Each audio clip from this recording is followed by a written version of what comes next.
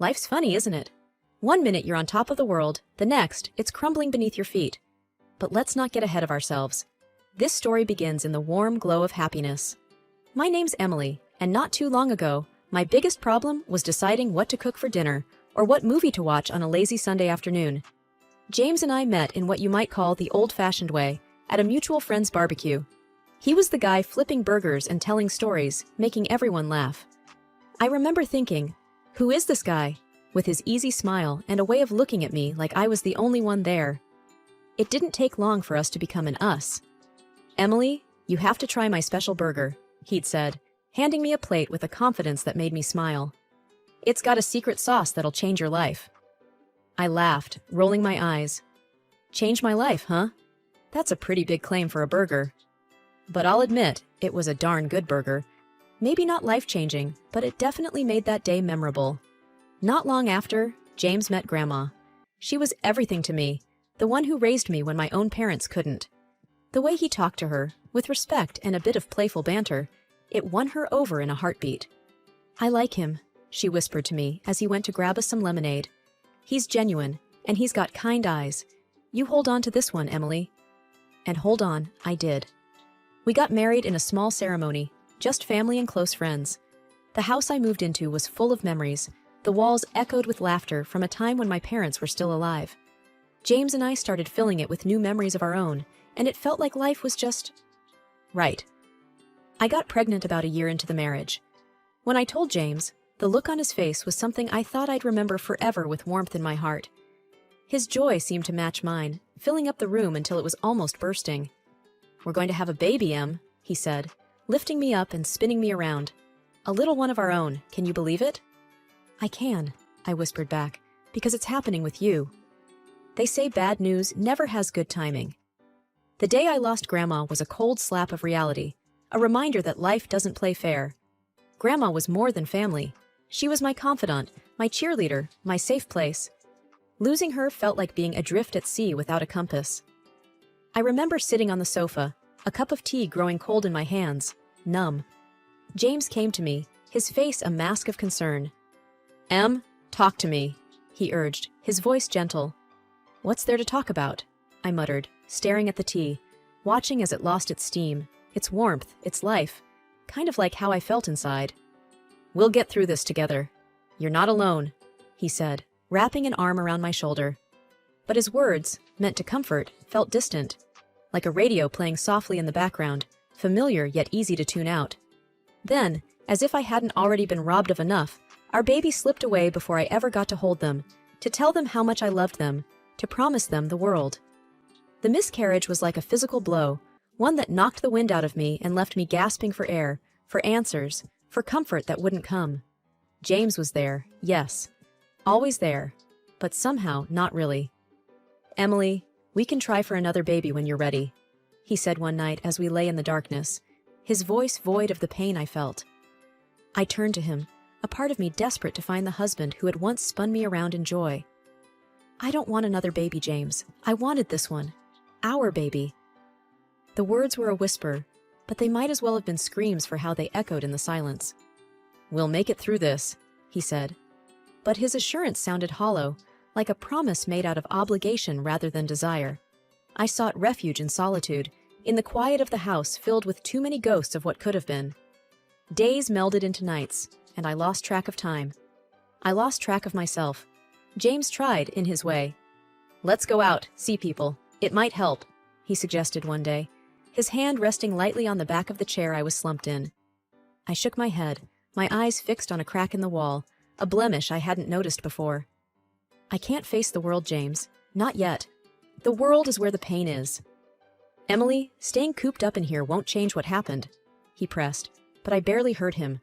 How could I tell him that the world outside these walls reminded me of everything I had lost? That every street corner, every shop window, every smiling face was a reminder of a happiness that felt like it had been stolen from me? The funeral was a blur. People came, they said things, they left. I nodded, I shook hands, I accepted condolences. But nothing got through. I was in a bubble, watching life happen around me, a life I no longer felt a part of. James was there, of course. but his presence felt more like a shadow than a source of warmth. "You're so strong, Emily," he told me after the service, his hand finding mine. I wanted to pull away, to scream that I wasn't strong, that I was broken. Instead, I just nodded. What was the point in correcting him? The truth seemed too heavy to share, even with him. As days turned into weeks, I felt James pulling away. Maybe he was tired of dealing with someone who seemed to have given up on life. Maybe he just didn't know how to help me. Maybe he needed an escape from the suffocating sadness that had enveloped our home. "I'm here for you, Em, but you need to start being here too," he said one evening, his patience wearing thin. "Here?" I echoed, my voice barely above a whisper. "I don't even know where here is anymore, James." He sighed, running a hand through his hair in frustration. "I mean, you need to start living again, for your sake and mine." I looked up at him then, really looked at him, and saw the strain in his eyes. I knew he was struggling too, in his own way. But the gulf between us had grown too wide, too deep to cross with mere words. That's when the creeping thought began to take root. Maybe I was alone in this after all. James was there, but not really. Not in the way I needed him to be. As the days rolled into weeks and then months, the chasm between James and me grew wider. The man who had once seemed like my anchor was becoming more and more like a stranger, coming home late and sometimes not at all. It gnawed at me, this feeling of him slipping away. I remember one evening, the clock ticking past midnight and the other side of the bed still cold and untouched. When he finally came through the door, I couldn't hold back anymore. "Where have you been, James? Do you know what time it is?" My voice was shaky but firm. He looked tired, his eyes avoiding mine. "Work's been a nightmare. You know how it is." His voice was flat, dismissive almost. "No, I don't know," I snapped back. "Because you never talk to me about it anymore. You never talk to me about anything." He let out a long sigh and began to take off his jacket. "Em, we've been through this. Work is work. It's stressful, and I don't want to burden you with it." "But I want to share that burden, James. I thought that's what we did," I said, the last of my words trailing off into a whisper. He paused and finally sat down on the edge of the bed, looking at me. "I know, and I appreciate it, but you have enough on your plate." "Enough on my plate?" I repeated, incredulous. "You mean dealing with the loss and trying to piece myself back together? Do you think ignoring me helps with that?" "That's not what I'm doing," he protested. But even as he said it, it sounded like he didn't believe it himself. "I offered you a divorce, James," I reminded him, my voice breaking a little. "I told you that you didn't have to stay with me out of pity or obligation." He looked up sharply at that. "Is that what you think this is? Pity? Obligation?" There was a hint of the old fire in his voice, a glimmer of the man I knew. "Yes, that's what it feels like," I admitted. "You're here, but you're not with me, not really, and it hurts." He ran his hands through his hair, a sure sign he was stressed. "Em, I'm trying. I really am. But I can't just switch off from work. It's been really tough." "But it's more than work, isn't it? You're away even when you're here. You've got your phone on you all the time, always texting, always distracted." He didn't say anything to that, just stared at the floor. "Is there someone else?" The question hung in the air, heavy and frightening. "Em, don't be ridiculous," he said quickly, but his eyes told a different story.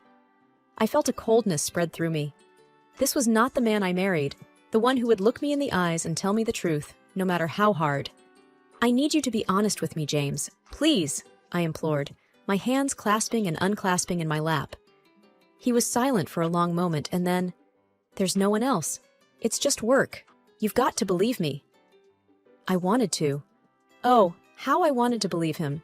But the seed of doubt had been planted, and once that happens, things can never go back to how they were.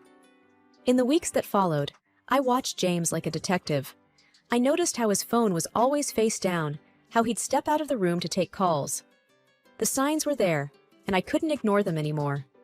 It was a Wednesday when my world finally started to crumble. I answered a call from a number I didn't recognize. "Hello? Is this Emily Stanton?" The voice was male, gruff, and not one I knew. "Yes, who's this?" The man paused and then, "We need to talk about your husband." My heart sank. "What about him?"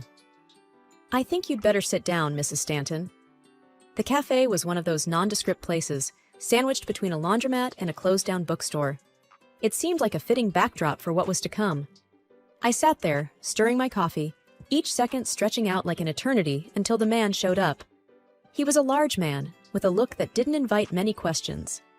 He sat across from me, his hands clasped together, a folder sitting like a barrier between us. "Mrs. Stanton, I'm sorry for the mystery, but I thought it was best we talk in person," he started, his voice serious. "Who are you?" I asked, my voice steady despite the storm inside. He nodded as if he expected the question. "My name's Mike Sanders, and I believe we have a common problem. Your husband, James." I swallowed hard. "What about him?" Mike opened the folder and slid a photo across the table. It was James with a woman I'd never seen before. They were laughing, close, too close. "That's my wife," Mike said, tapping the picture. I felt a strange detachment looking at it.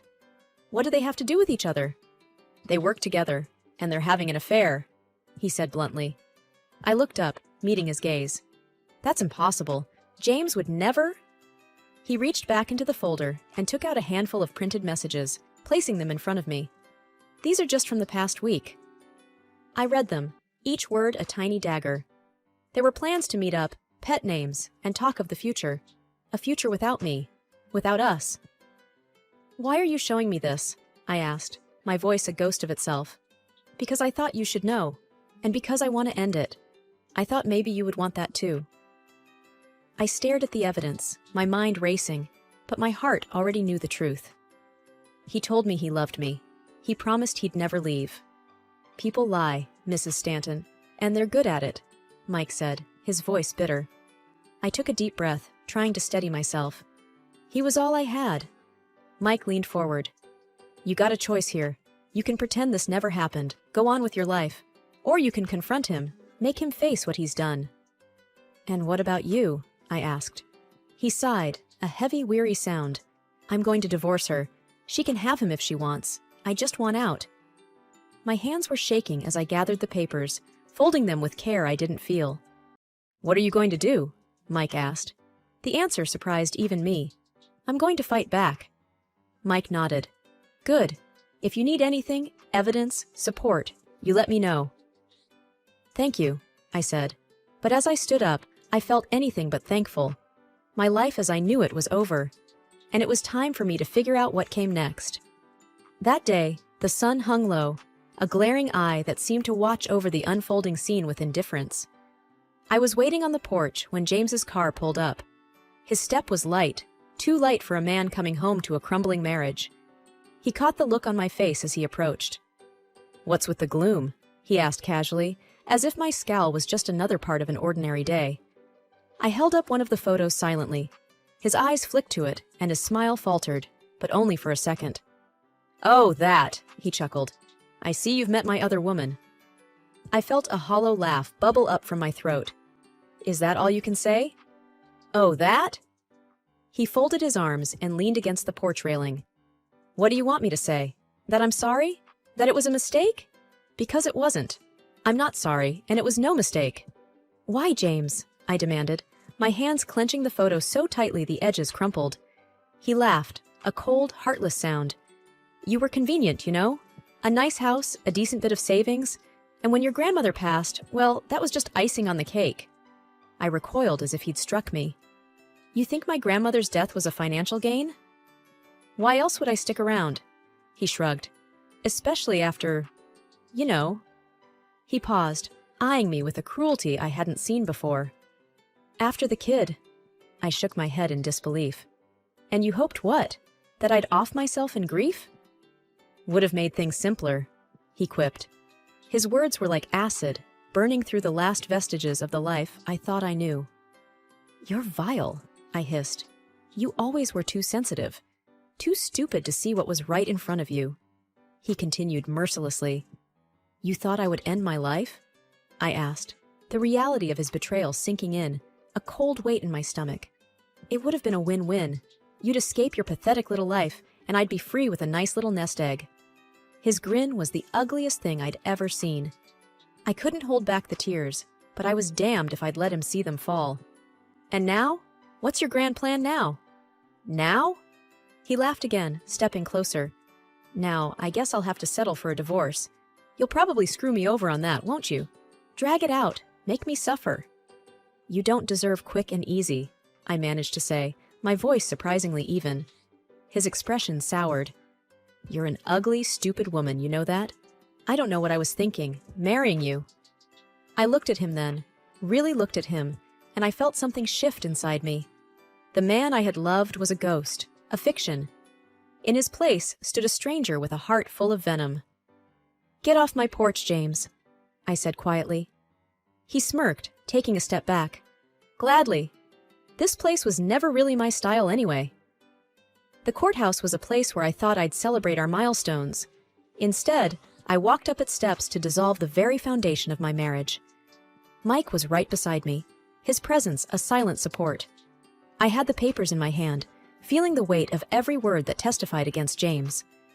Mike carried his own set of damning evidence, a mirror to my betrayal. Our steps echoed in the empty hallway, a march towards a verdict we both needed. Inside the courtroom, the air was stale, heavy with the burden of judgments past. James and his mistress, Mike's wife, were already there, a tableau of guilt. Mrs. Stanton?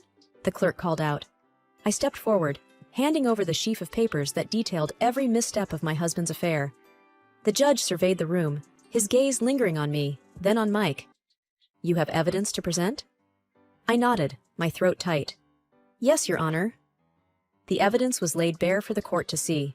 Photographs that spoke 1,000 words of betrayal, texts and call logs that wove a narrative of deceit. I didn't look at James. I didn't need to see his face to remember his lies. And how do you plead? The judge asked, turning to James and his co-defendant. Their answers were a soft murmur of legalese. No contest. The judge took his time, reviewing the evidence, his expression unreadable. Then, finally, he spoke, his voice the gavel that shattered the last tie between James and me. In light of the uncontested evidence, I am granting the petition for divorce. The division of assets will proceed as outlined, and given the circumstances, Mr. Stanton, you will also pay restitution. James stood, his face ashen, but I felt nothing. No victory, no joy, just the hollow end of a chapter. Mike met my gaze, a silent question in his eyes. Had it been worth it? I could only nod. It wasn't about winning or losing anymore. It was about setting the record straight, about reclaiming my dignity from the ruins James had left behind. The courtroom's heavy door swung closed behind me with a sound that felt final. Mike and I found a quiet corner in the bustling hallway outside. So, it's done, Mike said, his voice a mix of relief and something else, maybe sadness. I nodded, the reality of the situation settling in. It's done. They didn't even put up a fight, did they? No, he sighed, looking down at the floor. They knew there was no point. I thought about James, about the love I thought we shared, and how it had all been a lie. Do you think they're sorry for what they did, or just sorry they got caught? Mike's gaze met mine, steady and sure. Does it matter? They're out of our lives now. That's what counts. I let out a long breath, one I'd been holding since the day I got that call. I guess you're right. I didn't want it to end this way. Nobody ever does, he said. But you stood up for yourself. That counts for a lot. The weight of the papers in my bag seemed lighter now. Justice, or something like it, had been served. It didn't undo the past, but it cleared the path for the future. I just want to move on, I admitted. And you will, Mike assured me. This is a fresh start for both of us. I managed a small smile. A fresh start, I echoed. We walked to the exit, the light from the doors growing brighter as we approached. Outside, the sun was shining, and the world moved on, indifferent to the small dramas unfolding in its midst. Emily, Mike said as we stepped into the daylight, what will you do first? I thought for a moment. I'm going to go home, take a long bath, and then I'm going to start planning my future, one step at a time. That sounds perfect, he said. And if you ever need a friend, you know where to find me. I looked at him, grateful for his unexpected friendship. Thank you, Mike, for everything. The days following the divorce were quiet. One afternoon, as I was sorting through some of Grandma's old things, The doorbell rang. I hesitated for a moment, half expecting the past to be on my doorstep, but it was just Sarah, my neighbor. "Hey, Emily," she greeted me with a warm, if somewhat pitying smile. "I heard about everything. I'm so sorry. I brought you some casserole. I figured you might not feel like cooking." I managed a small laugh. "You figured right. Thanks, Sarah." We settled in the kitchen, the casserole warming in the oven, filling the room with a homely scent. "So, what will you do now?" Sarah asked, sipping on the tea I'd made for us. "I'm not sure," I admitted. "But I'm thinking of selling the house. There are too many memories here. I need a fresh start."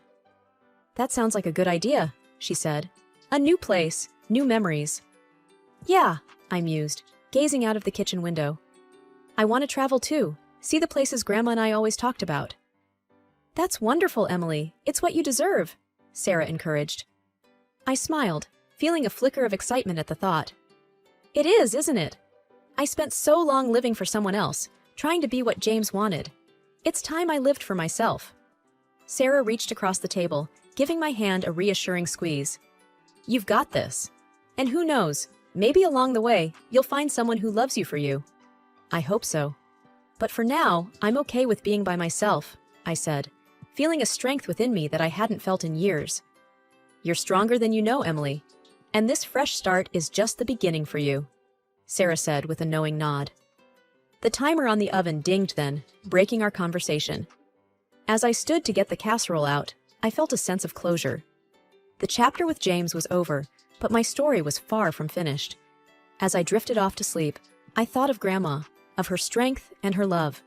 She had wanted me to be happy, to be cared for. In the end, I realized, the person who needed to care for me the most was myself.